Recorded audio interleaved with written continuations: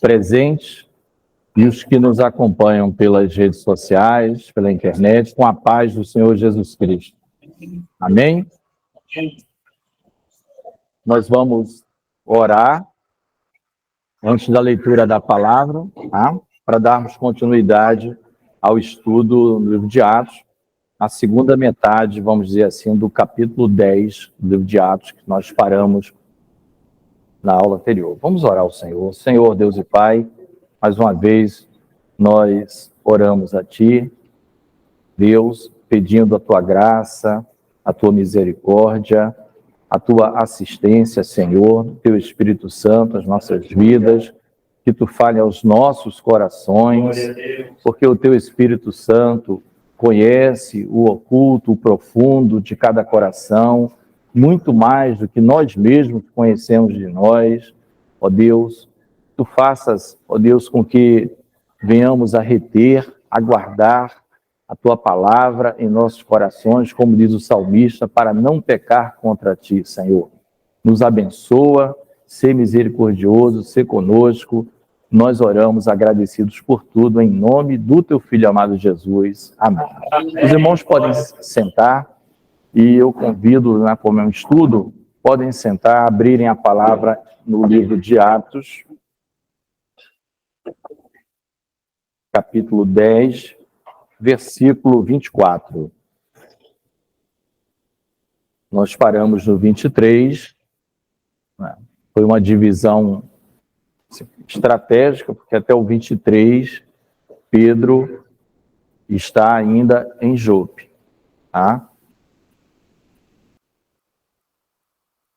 Ele está saindo ali, né? Ele está em Jope, ele convida os enviados de Cornélio a permanecerem na casa. Eles provavelmente dormiram lá, porque a palavra diz que no dia seguinte, Pedro foi com eles e com alguns irmãos de Jope, que nós antecipamos para os irmãos, foram 6 irmãos que foram com Pedro, porque isso está no capítulo 11, dizendo que foram 6 irmãos que foram à casa de Cornélio, que estava em Cesareia. Amém?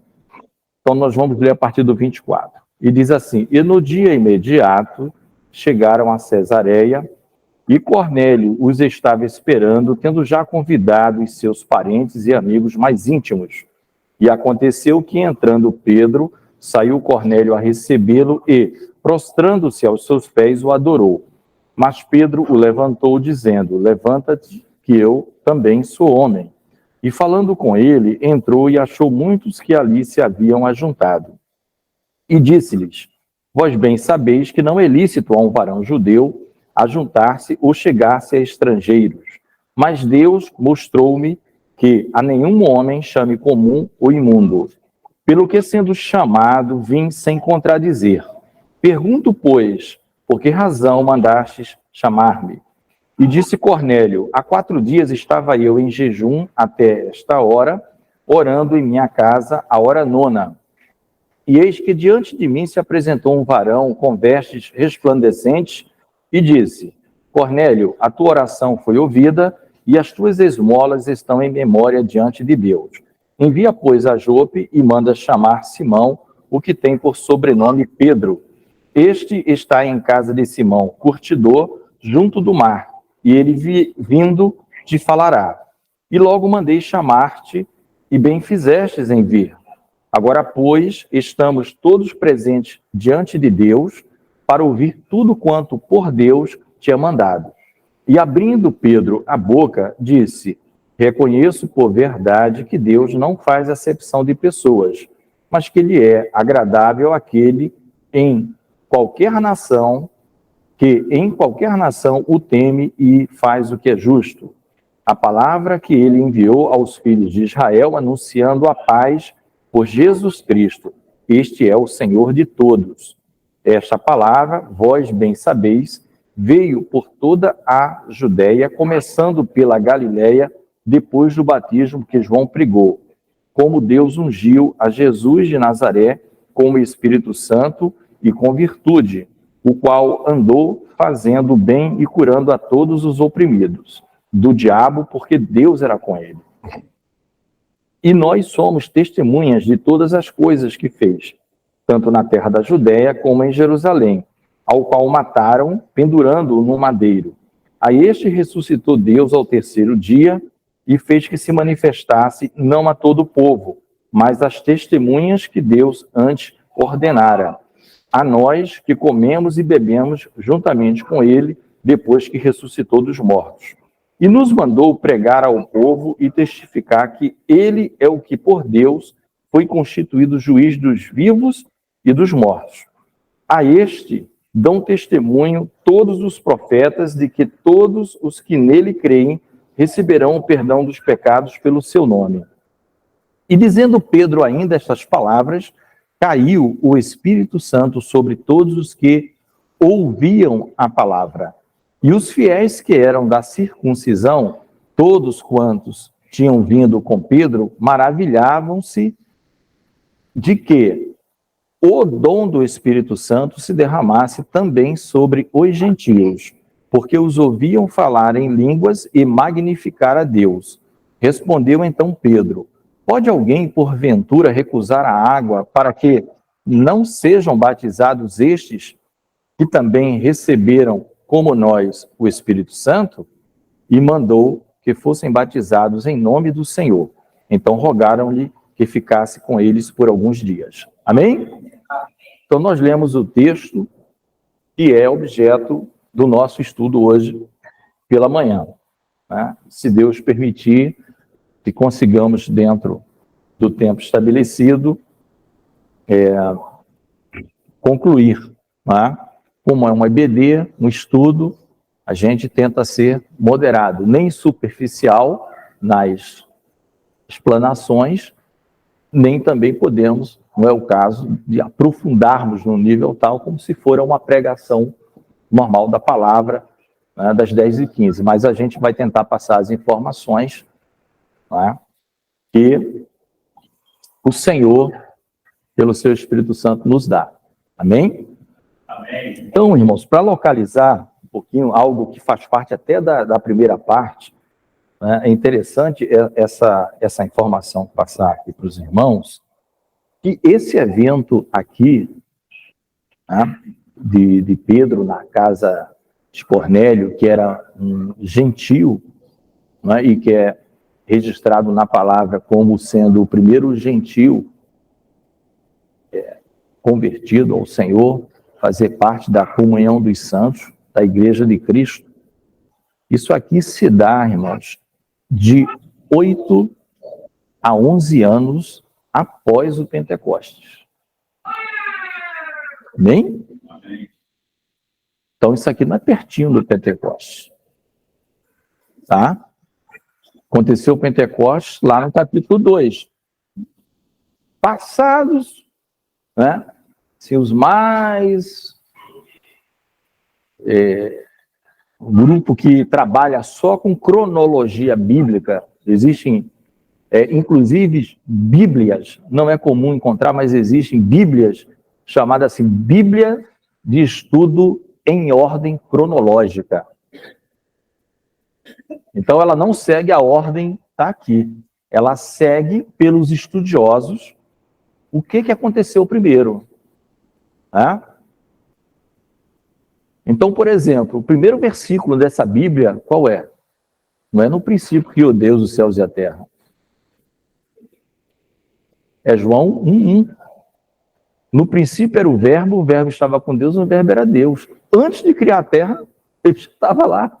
Jesus já estava com Deus. Entendeu? Como a irmã Miriam falou. Então, o objetivo dessa Bíblia, são estudiosos, colocar uma ordem cronológica. Tá? Então, dito isso, a gente se situa aqui, né? De 8 a 11 anos. Né?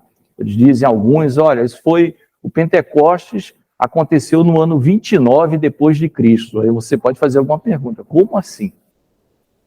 Né? 29 depois de Cristo, mas Cristo não viveu 33 anos? Porque o calendário, isso lá pelo século 6, 7, ele é ajustado pelas festas judaicas, e eles vão ver que a datação né? Cristo nasceu 4 anos antes de Cristo. Certo? Então é só Cristo nasceu 4 anos antes de Cristo. Se for então dá 29. Mas bom, não é o caso de fazer conta aqui. Então, só para a gente situar, tá? Isso aqui não foi tão pertinho do Pentecostes, de 8 a 11 anos. Então, tem uns estudiosos que falam 8, tem outros que dizem, olha, Pentecostes foi no ano 29, 30, isso aqui aconteceu no ano 41, depois de Cristo, tá bom? Então, essa informação também é importante para o irmão ter o aspecto temporal, quando que aconteceu essa questão, tá?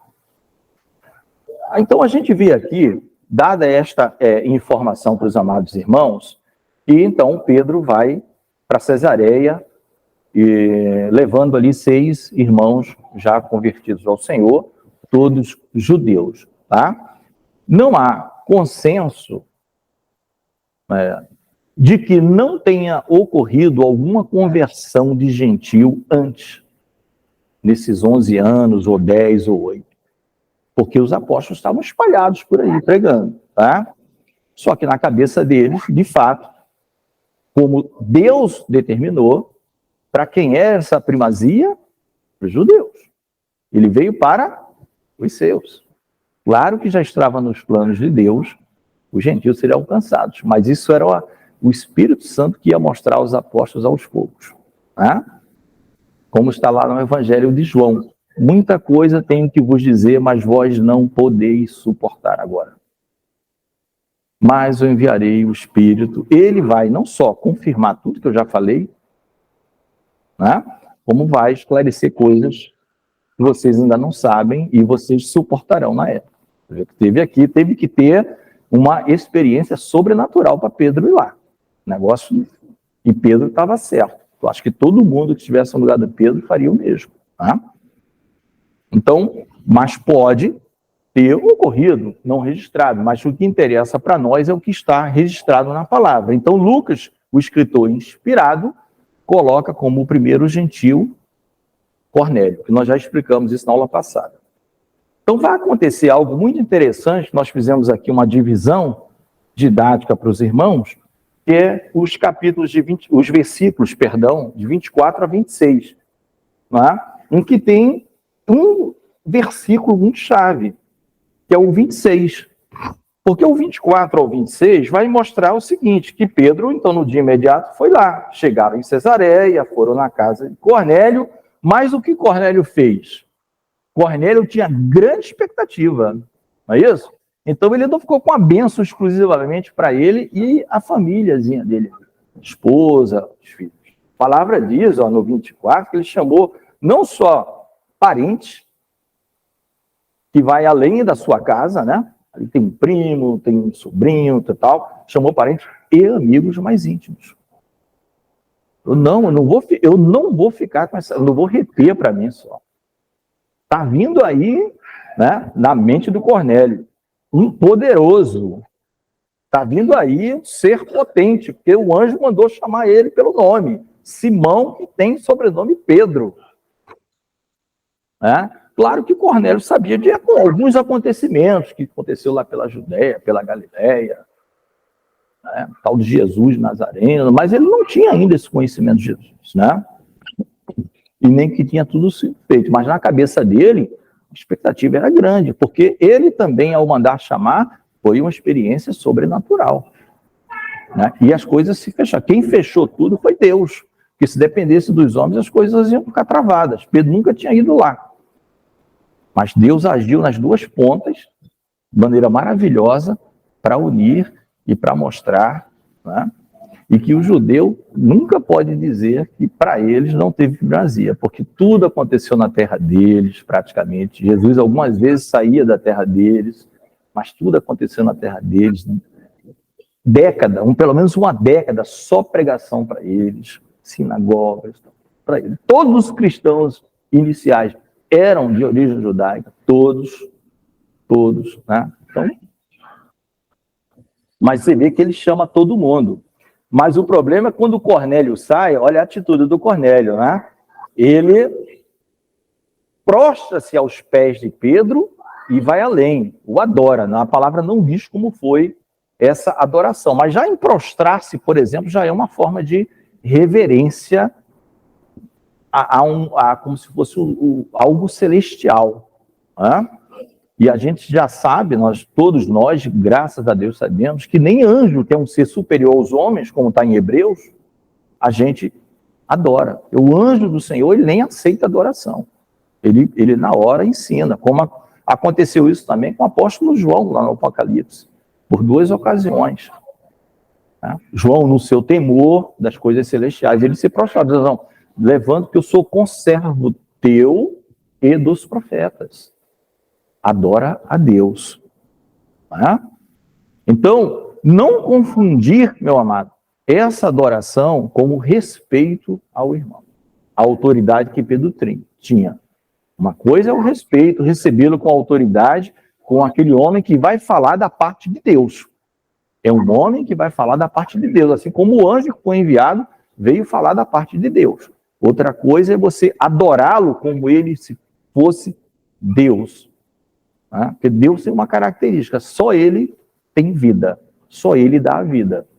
Tudo existe por causa dele. É ele que sustenta a vida. É ele que tira a vida. É ele que dá a vida. É ele que é imortalidade. Paulo escreve em uma das suas cartas, né? Sobre a imortalidade. A único é o louvor, né? A único que é digno de receber. Esse louvor fala exatamente desse versículo. Lá para, não sei se é Timóteo, agora eu não lembro, finalzinho, né? Em que só ele tem a imortalidade. Lá está escrito isso. Só ele tem. E ele está dando para a gente. Ele está dando para a gente. Né? Então, irmãos, aqui foi uma primeira aula para Cornélio. E a humildade nesse ponto de Pedro, porque Pedro falou o seguinte, olha, levanta-te, Cornélio, porque eu também sou homem. Então, o que é que Pedro estava dizendo? Pedro não estava, mas importante isso, se depreciando. Não era isso. Pedro não estava dizendo, não, eu sou o mais vil pecador. Não. O que ele estava dizendo é, eu sou tão humano quanto você, Cornélio. Eu nasci, eu cresci, eu tenho data para morrer. Entendeu? Igual você. Eu sou homem, igualzinho a você. O fato de eu ser um enviado de Deus, um mensageiro de Deus, um apóstolo, isso foi uma escolha do Senhor Jesus. Né? Uma escolha do Senhor Jesus. No Evangelho de Marcos, eu gosto muito da forma como Marcos registra a chamada dos apóstolos. Né? Está nos Evangelhos, mas em Marcos tem um detalhe muito interessante. Em algum evangelho vai mostrar assim, olha, ele passou a noite toda em oração. E quando ele desce, dentre os discípulos, ele escolhe os 12. Né? Em alguns evangelhos. Mateus, por exemplo, fala assim. Marcos fala um detalhe. E depois de ter orado, chamou aqueles que ele quis. Eu acho muito bonito isso. Ele não deu satisfação para ele. Por que ele está chamando A, B ou C? Ele já tinha um grupo, ele não só tinha os 12, ele tinha um grupo de discípulos. Mas daquele grupo, ele chamou aqueles que ele quis. Ponto. Por que Pedro? Por que Judas Iscariote? Porque eu quis. Muito prazer, Deus. Ponto. Acabou, meu irmão. Não é? Está lá em Marcos. Ele chamou quem ele quis. Mas isso depois de orar, ele está ensinando para a gente. Tá? Então, Pedro, ele não chega se depreciando. Ele sabe, eu sou um apóstolo, mas eu sou porque Deus quis. Não foi porque eu me arvorei, eu sou um ser superior. Então, Cornélio, ele aprende já essa primeira lição, e todos nós temos que ter isso em mente, e o respeito ao irmão, ou à autoridade eclesiástica, ou à autoridade governamental, como está na Bíblia, é uma coisa. Honra a quem honra, não é isso? E como o Senhor Jesus falou, dai a César o que é de César, a Deus o que é de Deus, sem entrar no mérito da qualidade de César, se César é mau ou ruim, não interessa. Se ele está lá, né, Pôncio Pilatos, nenhum poder terias contra mim se do alto não te fora concedido. Né? Então, Cornélio aprendeu essa lição. Né? No seu desconhecimento, não foi nenhuma chamada de atenção no sentido, uma bronca dada por Pedro, mas foi um ensinamento para dizer assim, ó, nós somos iguais, amados. Nós somos homens. Deus é Deus, homem é homem. Amém? Então essa lição ficou clara. Levanta-te, que eu também sou homem, né? Como você, Cornélio. Eu não sou... Foi explicado, né? E falando com ele, a fala de Pedro vai até o 29.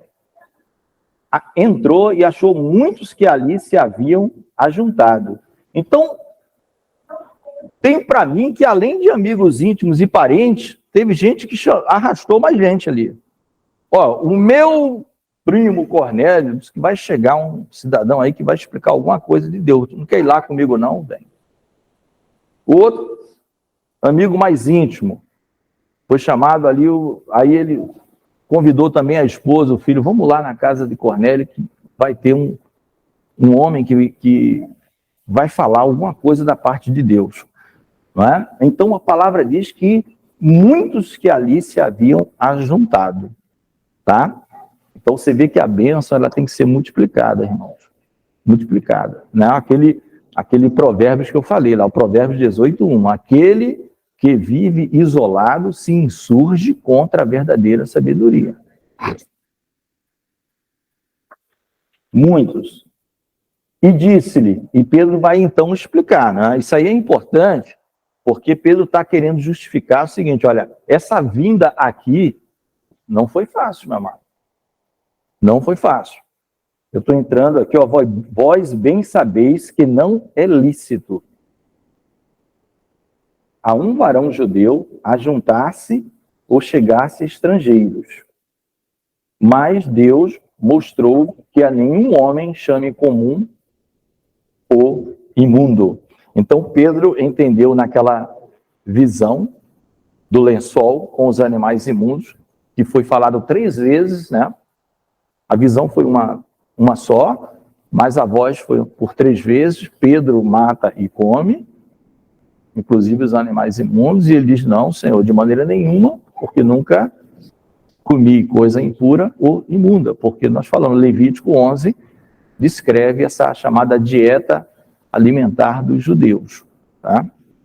E o Senhor diz, olha, não chame imundo aquilo que eu, o Senhor, purifiquei. E ainda assim nós vimos que Pedro depois ficou na dúvida e vimos que o Espírito Santo confirmou. Não duvides, vá com ele, mas não duvide. Então, ele está contando para Cornélio, dando até essa justificativa. Para Cornélio é fácil, porque Cornélio é um ouvinte, é gentil. Né?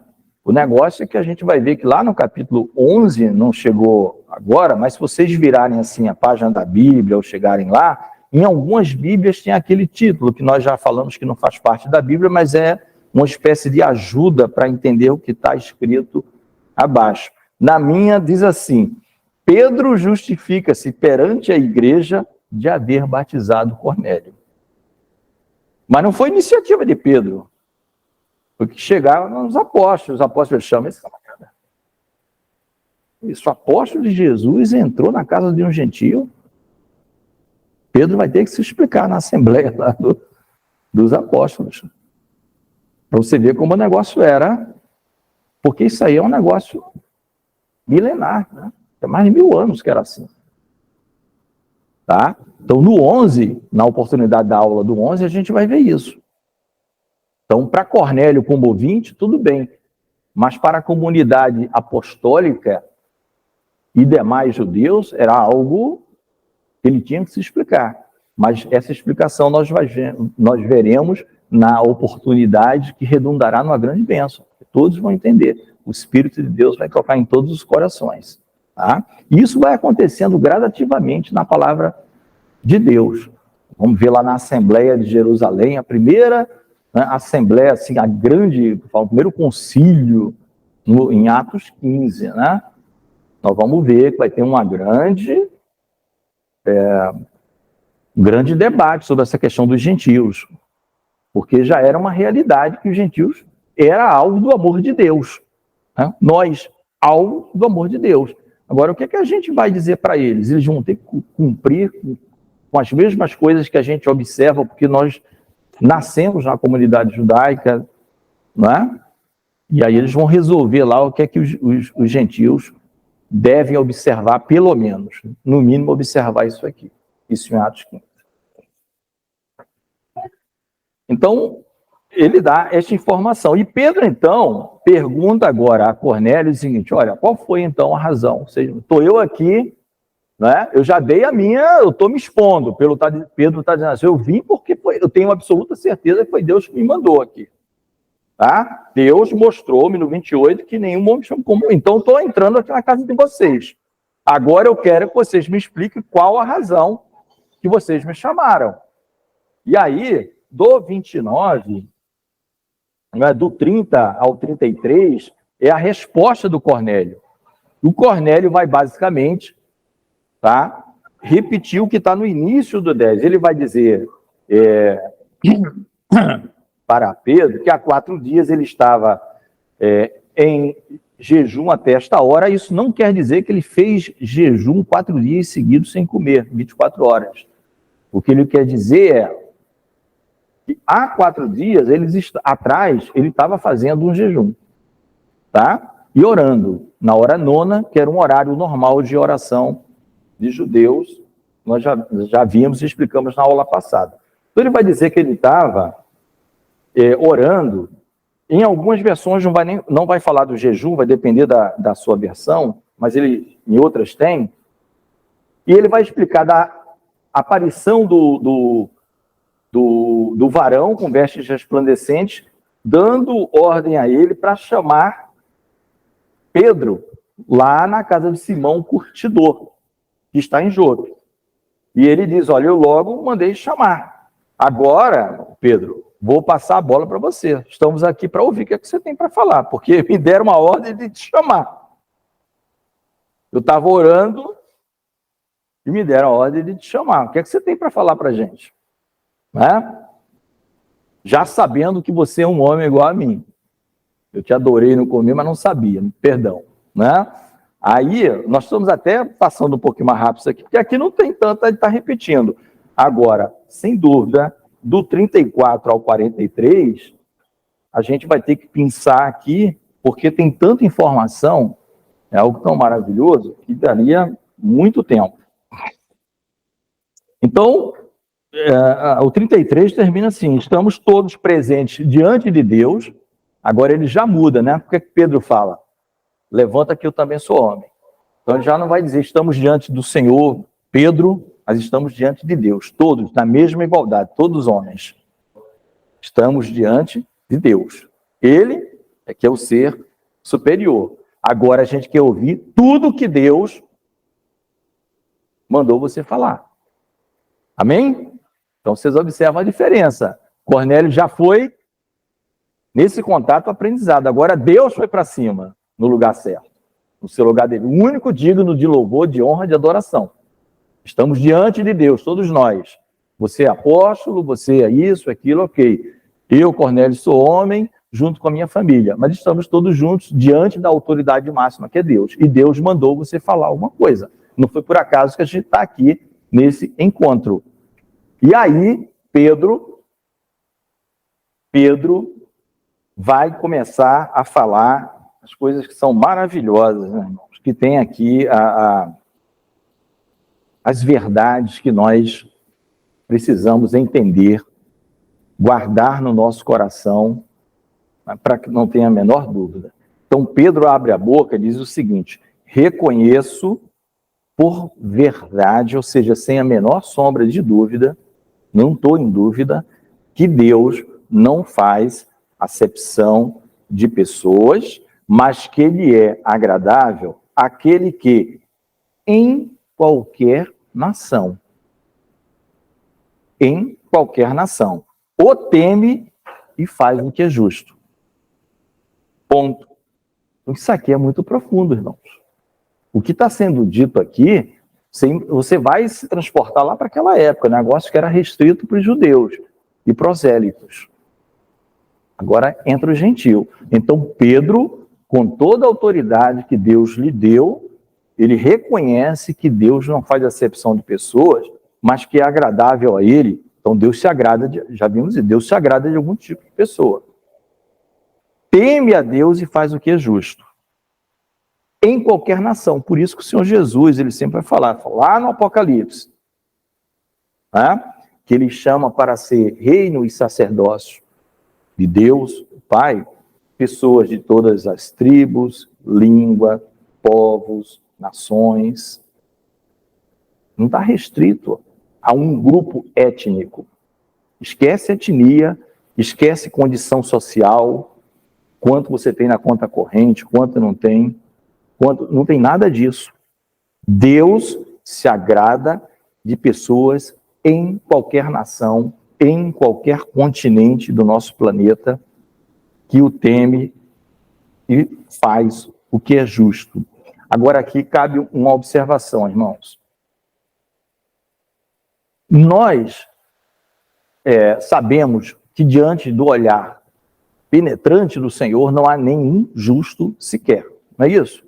Está nos Salmos, por excelência, nos Salmos fala muito isso.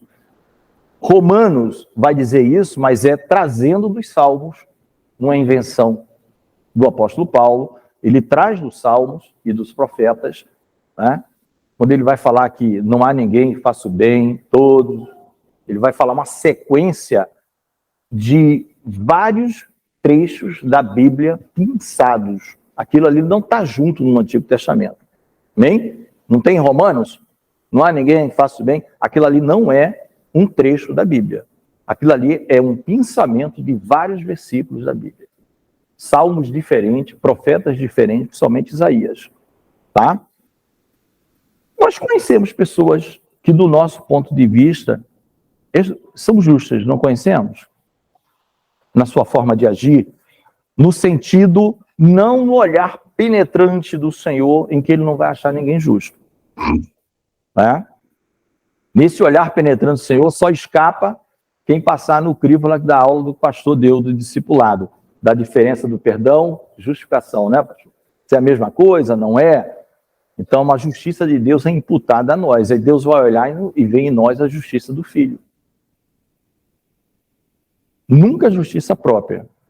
Agora, existe, está na própria apostila, inclusive, que nós temos, aquela, por exemplo, e Deus viu que Noé era um homem justo em sua geração. Mas não é essa justiça que o salva. Tá? Não é essa justiça que o salva. Não é porque ele era diferente daquela geração corrompida na época de Noé. Por isso que você vai ver ali na época de Noé já tinha lei? Não. Não tinha lei estabelecida nenhuma. E o que é que vigorava? Graça. Mesma graça. Por isso que a palavra vai dizer assim, e Noé achou graça diante dos olhos do Senhor. Alcançou favor do Senhor. Porque se fosse mérito, ele não precisava alcançar favor. Concorda? Se ele tem mérito, ele não precisava achar graça aos olhos do Senhor. Mas ele achou graça aos olhos do Senhor. Por quê? Porque ele era diferenciado nisso aí. Mas tinha um detalhe, é isso que eu quero que vocês entendam. Deus se agrada dos homens que são justos, mas tem que ter temor ao Senhor. E teme a Deus. E é isto que falta em muita gente aí fora. Por isso que vai ter muita gente correta, justa e que não vai para o céu.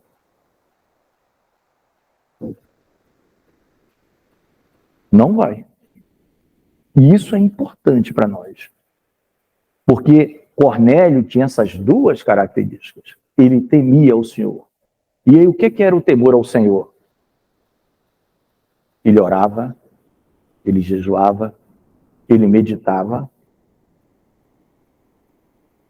ele ajudava os necessitados, ele temia ao Senhor. Havia reverência ao temor. Então, justiça, irmãos. Tem muita gente justa. Tem muita gente justa aí fora que faz tudo certinho, mas crê em outras coisas que não Jesus. Ou não crê em absolutamente nada. Não, nós vivemos aqui, depois nós morremos. Mas vamos fazer o bem ao semelhante. Ele só é justo. E essa justiça não salvará. Não salvará. Amém? Acho que não ficou dúvida, mas se tiver, pergunta. Tá? A diferença é essa. Você tem que unir justiça com temor. Temente a Deus. Noé era temente a Deus. Como é que eu sei que Noé era temente a Deus? Ele obedece o que Deus manda fazer. Olha, você vai construir a arca nessas medidas, nessa dimensão, vai colocar betume por fora, tudo. Ali não tem nada de ato de justiça. Ali tem alguém que teme a Deus e por temer o obedece. Amém? Amém. Diferença é muito grande, hein? Por isso que você vai dizer, ó, tem muita gente boa, e tem muita gente boa. Melhor do que todos nós juntos aqui. Mas não teme a Deus, nem reconhece Jesus. Então, se não tiver, então Pedro, olha, Deus não faz acepção de pessoas. Mas cuidado, que a sua justiça sozinha não salva, tá? A palavra que ele enviou aos filhos de Israel, anunciando a paz por Jesus Cristo, aí Pedro abre um parênteses. Este é o Senhor de todos. Todos o quê? Todos os homens. Judeu, gentio, seja de onde for. Só existe um Senhor. Ou você está em paz com ele, é servo dele, ou você tem outro Senhor. Este é o Senhor de todos. Este é o Senhor de todos. Tá? As guerras que estão ocorrendo aí, Deus quer salvar todos. Não interessa de que etnia você é. Se você se render a Jesus, tá? Se você se render ao Senhor Jesus, ele passa a ser o teu Senhor e você passa a ter paz. Porque a palavra fala em paz, olha. Anunciando a paz por Jesus Cristo. Isso também foi explicado no discipulado. Como é que os inimigos de Deus, que éramos nós, agora temos paz com Deus. Nas segundas-feiras. Tá? Temos paz com Deus, por meio de Jesus Cristo. E a gente não sabe, mas o evangelho está se espalhando, a gente não sabe de tudo. Olha, no mundo árabe, tá? No Irã, no Iraque, mas é difícil de entrar, mas o que acontece? É difícil para mim, para você e para o missionário. Mas para Deus não. Para Deus não. Aí o que está acontecendo? A mesma coisa aconteceu com Cornélio. Aparece um anjo lá na casa do iraquiano. E aí? É isso, irmãos. Deus não faz acepção de pessoas. Deus não faz, né? Teve um vídeo que circulou bastante no YouTube, acho que já tem algum tempo, uns 2 anos, ou 3, talvez, do pastor iraquiano. Não sei se vocês viram. Que estava indo para o enforcamento. Ele foi enforcado. E a igreja toda foi lá ter que assistir, todo mundo chorando. E o pastor subiu lá no tablado, está no vídeo, gente. O pastor, que o Senhor falou com ele direto. Criou a igreja, evangelizou no Iraque. No Iraque. E ele sobe no tablado, que nem lá foi preparado, ele está sorrindo o tempo todo, dando tchau para a turma dele, a gente vai se encontrar no céu. Um homem rindo direto. Ele está feliz da vida. Pastor iraquiano. Ele estava feliz da vida, era festa para ele. Falou, olha, eu não escolhi morrer agora, mas o senhor quer me levar. Aí botaram para botamento do pessoal. Aí multiplicou, mais gente se converteu. Ele não foi chorando, tá? O vídeo não foi, subiu rindo, o tempo todo com gente para fora. E, acabou. Entendeu, irmãos? O evangelho vai se espalhando para o mundo todo. Olha, esta palavra, vós bem sabeis, veio por toda a Judéia, começando pela Galiléia, depois do batismo que João pregou. Como Deus ungiu a Jesus de Nazaré com o Espírito Santo e com virtude, o qual andou fazendo bem e curando a todos os oprimidos do diabo, porque Deus era com ele. Então, Pedro aqui, ele vem contando um breve histórico, não é? Como é que Deus ungiu Jesus. Jesus é Deus, mas ele não nasceu como homem pela virtude do Espírito Santo. Então, quando ele foi batizar lá no Rio Jordão, por João Batista, os irmãos lembram, João diz, olha, eu careço ser batizado por ti, tu vens a mim? E o Senhor Jesus, não, para que se cumpra toda a justiça.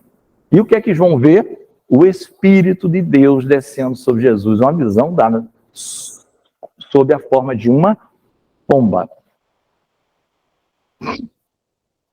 E dali o Senhor vai para... Vem logo depois, vem a tentação, né? Tentação do Senhor no deserto. E as suas missões, curas. Então Pedro está resumindo, dizendo, ele fez tudo isso. Agora, essa unção, ela é precisa ser explicada também. Porque essa unção especial sobre Jesus não é uma unção qualquer que Deus dá a um homem para sair ministrando, para sair pastoreando, para sair curando, para sair evangelizando, para sair testemunhando. Essa unção, ela é messiânica, ela é exclusiva do Senhor.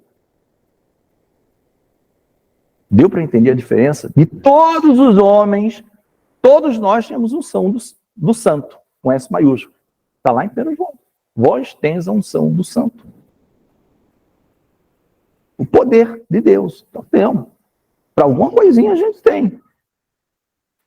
Né? Levantar a mão aqui, vamos orar aqui pelo esse irmão, tá nessa... falar uma palavra, nós temos. Mas aquele que ele está falando aqui é especialíssimo. Era para os judeus entender que aquele ali era o Messias. Por quê? Porque no Evangelho de João, lá, se eu não me engano, ainda no capítulo 1, João, o apóstolo, vai escrever a respeito de João, o Batista, que é o que batizava, tá? E dizendo o seguinte, João, o Batista, no dia seguinte, viu Jesus e disse, eis o Cordeiro de Deus que tira o pecado do mundo. E ele vai falar umas palavras que as pessoas ficam um pouco confusas, mas é objeto de uma outra pregação, um estudo. Diz assim, eu não o conhecia. Como eu não conhecia? Eles eram primos. Ele vai falar isso 2 vezes. Até uma razão de ser. Mas aquele que me enviou a batizar, disse, aquele sobre quem vires o Espírito Santo pousar sobre ele, este é o Filho de Deus com F maiúsculo, é o Messias, é o enviado, é o prometido das nações. Então essa unção que Pedro aqui está falando, ela é exclusiva do Senhor Jesus, ela é única. Pedro está dizendo aqui, esse é o único que traz paz. Ele é único. E agora eu estou descobrindo que ele não é só para os judeus, ele é para todo mundo, em todas as nações. Tá? Então, João, o apóstolo, escreve, inspirado pelo Espírito Santo, que João, o Batista, fez isso. Aponta que ele é o Cordeiro de Deus, o Cordeiro que é imolado para tirar pecado. Lembra da festa da expiação que nós já estudamos no livro de Hebreus? É esse Cordeiro. Só que ele fez uma vez, ele não precisa repetir todo ano esse sacrifício. Um único sacrifício para purificar, perdoar o pecado de toda a humanidade, de todo aquele que crê. Então João ele vai dizer aqui, Pedro, ele é identificado como aquele, o ungido de Deus, com um maiúsculo. Messias é isso, é o ungido, no grego, o Cristo. O Filho de Deus com F maiúsculo, destacado dos demais filhos. Né? Tá? Então, essa explicação ele está dando para Cornélio. Cornélio e todo mundo ali, os ouvintes, estão, eu imagino, estão vibrantes com o que estão aprendendo. Porque eles eram, lembra da definição que eu falei? Tementes a Deus, mas eles não conheciam detalhes sobre Jesus Cristo, eles devem estar, meu Deus, que coisa. Então, o Senhor ungiu. E ele dá um resumo, olha, Jesus andou curando, oprimidos do diabo, fazendo bem, né? Lembra lá, está lá em Lucas, né? O Espírito do Senhor está sobre mim. Jesus dentro da sinagoga. As autoridades lá, alguém mais quer falar? Não. cidadão aqui quer falar, e deram o rolo do livro lá para ele, leu Isaías, a profecia dele mesmo. O Espírito do Senhor, né? Aí fala que trata com os pobres, com os oprimidos, com os enfermos, tudo isso. Ele veio fazer tudo isso. Aí ele diz, ó, hoje se cumpriu essa profecia. Falando dele, né? Então o Espírito, é isso que Pedro está dizendo. Esse homem, ele tinha unção do Espírito Santo. O Pai enviou o Espírito para o Filho, a plenitude da Trindade, Deus operando, né? Deus conosco, Emmanuel passeando no meio dos homens. Momento único que ele diz assim, olha, pessoal que rejeitava, pessoal que ficava de cara, apesar de tudo que ele fazia, e ele diz, olha, muitos reis e profetas, vou falar com as minhas palavras, tá? Como eu gosto de falar, com as minhas palavras. Eu sei lá o texto, mas eu vou falar com as minhas palavras. Na linguagem de hoje, Bíblia na linguagem de hoje, na IBC aqui. Muitos reis e profetas dariam tudo para estarem aqui vendo o que vocês estão vendo. E vocês estão jogando fora a oportunidade. Dariam tudo. Se Deus dissesse assim lá, em alguma época, nós não sabemos, ó, quando é que você quer ir para a terra? Eu quero quando Jesus estiver lá no seu ministério. Porque eu quero ver o meu mestre, eu quero tocar na vida. João fala isso, nós tocamos na vida. Você toca na vida? Vida é objeto? João fala na primeira carta, eu toquei na vida. Jesus, caminho, verdade, vida. Né? Tocar na vida. E aí Pedro continua dizendo, nós somos testemunhas de todas essas coisas, testemunhas oculares, nós vimos, amigo, tanto na Judéia como em Jerusalém. Aí Pedro sempre fala isso, ele não abre mão de falar essas coisas, ao qual mataram pendurando no madeiro. Pedro nunca deixa fugir essa responsabilidade. Pode ver os discursos de Pedro lá atrás, lá os qual vocês mataram, vocês precisam se arrepender. Pode ter sido na ignorância, vocês precisam se arrepender. Ele sempre vai falando isso. Mataram pendurando no madeiro, o que é profético. Né? Essa questão do pendurado no madeiro, havia uma maldição. Maldito todo aquele que for pendurado no madeiro e está lá. A este ressuscitou Deus ao terceiro dia e fez que se manifestasse. E na vírgula eu vou dar uma paradinha. Essa ressurreição, estou levando mais tempo aqui, porque do discurso de Pedro é o mais rico aqui. Você vê como essa coisa é bonita, a confiança que Jesus quer transmitir para nós, amados, na aula, é o seguinte, confie em Deus. Ele quer dizer isso, confie em Deus. Em tudo, confie em Deus, em todas as suas promessas. Você sabe por quê? Porque o Senhor Jesus, ele diz no Evangelho de João, isso está no Evangelho de João, eu tenho poder para dar a minha vida, tirar a minha vida, e eu mesmo tenho poder para tornar a viver de novo. Ele mesmo, por ele mesmo, não precisa de ninguém. Alguém tem dúvida que ele é Deus, né? Mas ele abre mão de usar ele como filho, esse poder, e deixa para o pai. É como se assim, se o pai não me ressuscitar, eu vou ver a corrupção. Ou seja, o meu corpo vai se decompor, eu vou virar pó. Mas Pedro, lá no comecinho, já fala, não deixará que o teu santo veja corrupção. Aí Pedro pede até licença. Com licença, meus amados irmãos. Davi morreu e o sepulcro dele está aqui até hoje. Quer tirar para ver os ossos? Deve estar lá. Poeira está lá. Agora, Jesus não. Ele entregou-se por completo por nós e deixou o Pai o ressuscitar. Mas ele mesmo tinha poder para tornar a viver. Ele diz isso em João. Eu podia não confiar no meu Pai e ficar na dúvida e dizer assim, não, eu vou ficar aqui, não, eu vou sair. Eu tenho poder para isso. Mas ele está dizendo, sede meus imitadores, creiam em Deus. Se Deus ressuscitou a Cristo, ele vai ressuscitar nós. É isso. É isso. Você vai lá em 1 Coríntios capítulo 15. Né? Eu sempre falo, 1 Coríntios capítulo 15, todo mundo só lembra ante a última trombeta, lá no final. Mas o começo todo é para falar da ressurreição de Cristo. É Paulo dizendo que se Cristo não ressuscitou, vã é a nossa pregação.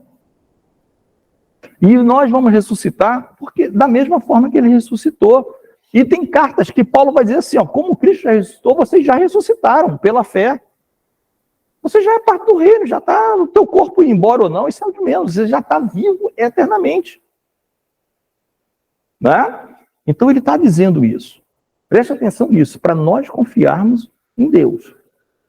Deus é fiel. Deus prometeu. Ainda que sejamos infiéis, a palavra diz, ele continua fiel. Não pode negar-se a si mesmo. Né? Então, como não crer num Deus desse? Como não seguir um Deus desse? Aí, amados, vem aqui uma palavra, que ele ressuscitou, mas para que ele se mostrasse, depois de ressurreto a todo o povo? Não. A palavra diz, não a todo o povo, mas às testemunhas que Deus antes ordenara. A nós que comemos e bebemos juntamente com ele depois que ressuscitou dos mortos. Aqui é importante, tá? Só para dar um esclarecimento. A maioria dos comentaristas entende que mais gente, né, creu na ressurreição do Senhor e que Pedro aqui não está dizendo que só esses que viram eram discípulos do Senhor Jesus. Mas aqueles a quem o Pai escolheu para que visse o Filho depois de ressurreto, foram os que viram. E Pedro está dizendo, eu sou um deles. Eu estou falando com você, Cornélio. Eu almocei com o mestre, mesmo peixe.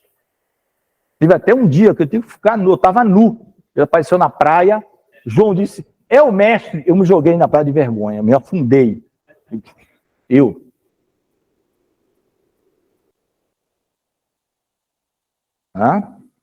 Aí a gente não pegou nada, mas depois que ele falou, um monte de peixe grande, só peixe grande, hein? Expressão muito usada por aí, só pegou peixe grande. Só pegou peixe grande. Aí chegamos lá, na praia, pensamos que a gente ia pegar o peixe grande para fazer alguma coisa, já tinha peixe e pão lá. Eu não sei de onde ele tirou, mas já tinha peixe e pão. Na brasa. Né? Na brasa.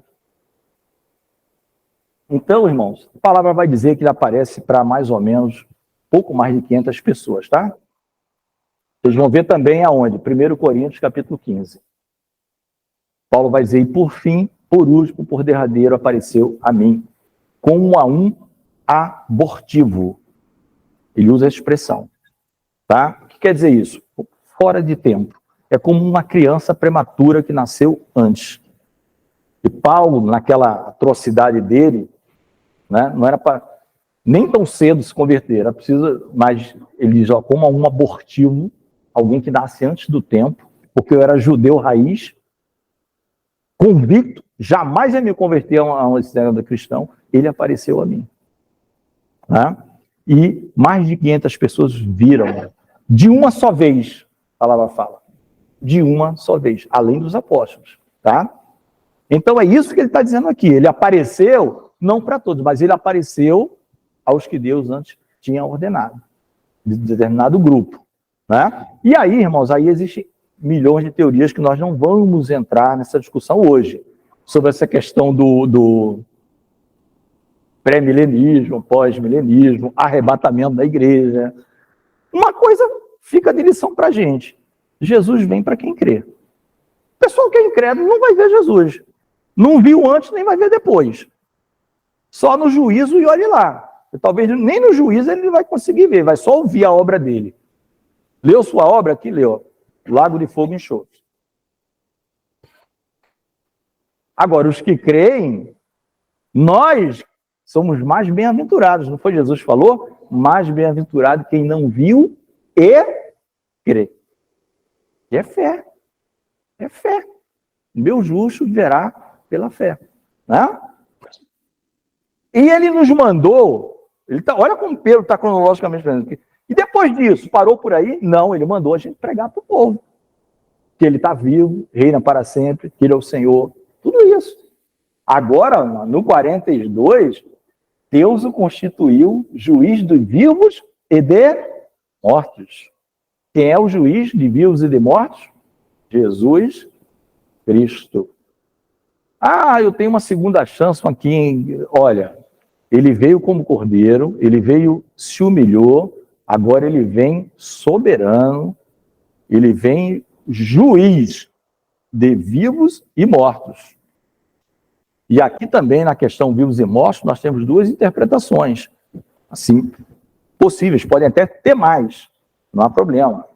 Mas a palavra você pode entender como todos que já morreram biologicamente, todos que estiverem vivos na sua vinda para julgar, né? Ele vai julgar tanto quem já morreu, e isso já tira de plano aquele pessoal conhecido como aniquilacionista. Não, depois que a gente morrer, está tudo aniquilado, acabou. Né? Ele está dizendo, eu vou julgar os mortos, hein? Como assim? O cara já morreu? Os mortos, para vocês, é quem vocês sepultaram, só isso, mas ele não morreu, não. Eu vou julgar os mortos, hein? Então preste atenção, porque ele não está falando para quem já está morto. Ele está falando para os vivos que ele vai julgar os mortos. Para o vivo ficar atento que um dia vai morrer também.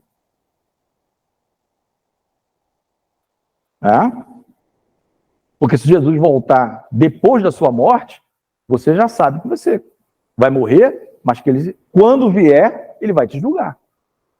Então preste atenção na sua vida, a oportunidade que é dada. Cada um que está nos ouvindo. E tem a linha que interpreta sem problema nenhum, sem conflito, vivos e mortos, no sentido de vivos, são os que louvam o Senhor. Os vivos, Senhor, os vivos, estes te louvarão. Ezequias fala isso no seu cântico pós-cura, e o salmista também. No sentido de julgar os vivos, toda a igreja, todos que são do Senhor. Vai julgar não para condenação, porque nenhuma condenação há para os que estão em Cristo Jesus. Romanos 8:1, mas julgar para galardão. Mas os mortos vai sair de uma camada para outra, pior. É o julgamento do morto espiritual. Amém? Amém. Mas o importante é saber isso. Essa palavra, sempre que ela é falada para quem está vivo, lógico. Mas lembre-se, ele julga vivo, é irrelevante o estado seu. Se você já foi sepultado ou se você está respirando aqui. No dia que ele vier, ele vai julgar todo mundo. Por quê? Porque Deus o constituiu juiz. Então ele não vem novamente para morrer em sacrifício pelos nossos pecados. Por isso que o escritor Hebreus fala, preste atenção, o dia que se chama hoje, e esse hoje está com H maiúsculo, é um dia especial, um dia que não é de 24 horas, é um dia que é um chamado período da graça, ele está aberto para todo mundo, é a graça soberana de Deus aberta, que ele não faz acepção de pessoas, todo aquele que o buscar, o achará. Está aberto esse período. Estes, aí Pedro gosta de falar sempre isso, lá na epístola dele ele fala também, dão testemunho todos os profetas, de que todos os que nele creem receberão perdão dos pecados pelo seu nome. Olha que maravilhoso, a gente pode chamar de vivos os que creem, ou os que creram, estão todos vivos. Sepultado, tá, mas ele não morreu no Senhor? Deus. Eles obtiveram perdão do Senhor, então nenhuma culpa será achada neles. Nenhuma culpa. Nenhuma culpa será achada neles. Mas estão vivos. Está mais vivo do que está em pé respirando e não tem o Senhor, e não crê. Está mais vivo do que estão em pé. E interessante que Pedro fala que está tudo nos profetas. Aí você vai, mas aqui está dizendo que Jesus vem aqui e quem crê nele vai receber perdão. É aí que o apóstolo Paulo vai dizer para Timóteo, toda palavra é divinamente inspirada. Pedro vai dizer, lá na carta dele, todos os profetas apontavam para isso. Preste atenção no que vocês estão lendo. Ela vai falar de Jesus do começo ao fim. Ela vai falar da redenção do começo ao fim. Ela era a sombra das verdadeiras coisas. A verdade é Cristo. A plenitude é Cristo. Se quer ver Deus, olhe para Cristo. Então, Pedro não tinha mais dificuldade. Pedro, no pescador, ele não tinha dificuldade de ver Jesus lá no Antigo Testamento o tempo todo. Redenção, igreja, gentios, ele está dizendo tudo isso. Já está lá nos profetas. Né? E nós já dissemos, como é que os judeus eram convertidos e convencidos pelo Espírito? Não tinha Novo Testamento não, irmãos. Era com o Antigo. Era de Gênesis até Malaquias. O Espírito abria. Mesmo, tudo o que aconteceu com Jesus está aqui predito. Eles não tinham visto ainda dos gentios, até que chegou e disse, os gentios também. Isaías 45, olhais para mim, vós, todas as ilhas da terra, e sereis salvos. Todas as ilhas, as ilhas eram chamadas nações de longe. Olhai para mim. Eu, quando for levantado da terra, atrairei todos para mim. Todos para mim. Então, é muita bondade de Deus. Aí, amado, para terminar, já veio o Espírito Santo. Porque aqueles corações estavam preparados. Veio o Espírito Santo sobre todos os que ouviam. E foi interessante, todos os que ouviam. Por quê? Porque os que falavam já tinham recebido o Espírito Santo. Os que falavam, no caso Pedro e os seus, mas os ouvintes lá, que não conheciam, receberam o Espírito Santo. Né? Nós falamos até dessa ordem. Muitas vezes a pessoa é batizada com o Espírito Santo antes do batismo nas águas. Porque quem batiza é o Senhor Jesus. Né? E os fiéis que eram da circuncisão, ou seja, os que estavam com Pedro, ficaram maravilhados que eles também receberam o dom do Espírito Santo. Viesse sobre os gentios, porque ouviam falar em línguas e magnificar a Deus. E no 47, diz assim, pode alguém, porventura, recusar a água, aí já está falando do batismo nas águas, para que não sejam batizados estes que também receberam, como nós, o Espírito Santo, e aqui é profundo, vamos ficar de pé, pessoal, gente? A expressão mais importante aqui é, como nós. Por que como nós? Porque Pedro está dizendo o seguinte, o Espírito é o mesmo e a experiência foi a mesma. É um grupinho aqui que, da mesma forma que nós, apóstolos, recebemos o Espírito Santo e todos os demais judeus, eles estão recebendo aqui, eles são gentios. Então é muito importante como nós, porque Pedro não fez uma distinção de um batismozinho menor. Não, ele como são gentios, a experiência é diferente. A nossa é mais poderosa, porque nós somos judeus e apóstolos. Ele fala, não, receberam da mesma forma que nós recebemos. Não era o evento pentecostes, nós chamamos, é um evento único aquele ali. Ele é um evento único, exclusivo daquele dia, daquela festa, que não se sabia que seria naquele dia. Né? Aconteceu porque Jesus quis que fosse naquele dia, eles estavam ali em oração, aguardando conforme a ordem do Senhor. Ficar em Jerusalém, até que do alto sejais revestidos de poder. Aprove a Deus que fosse no dia de Pentecostes, né? Não por acaso. Aí é outro estudo, não por acaso. A questão das festas judaicas. Toda uma ordem lá, né? Não por acaso. Páscoa, pães asmos, primícias, Pentecostes. Tem uma ordem. Por quê? Era a próxima festa, era sempre uma festividade. Né? Nossa Páscoa é Jesus, Cordeiro Pascal, o pães asmos, né? Fala, muitos entendem assim, que era o dia, o sábado, que ele foi verdadeiramente o único que não fez nada, era um dia santíssimo, que você não podia fazer nada. Onde é que estava Jesus? Ninguém viu Jesus na terra. Consagradíssimo ao Senhor naquele dia, separado. Primícias, foi o primeiro que ressuscitou dentre os homens. O melhor de toda a colheita da terra, Jesus Cristo, o homem. E depois Pentecostes. Festa das cabanas não, Pentecostes. Cabanas é tabernáculo lá no final. Né? Então, irmãos, esses homens foram batizados também em nome do Senhor, nas águas. Amém? Amém. Esse breve estudo, com a ênfase maior, os irmãos viram que eu gastei mais tempo no discurso de Pedro, porque o discurso de Pedro é sempre esclarecedor, e eu venho falando isso antes mesmo de ter estudo de Atos, eu já falar para vocês. Se um dia vocês não quiserem ler Atos todos, pelo menos procurem os discursos que estão em Atos.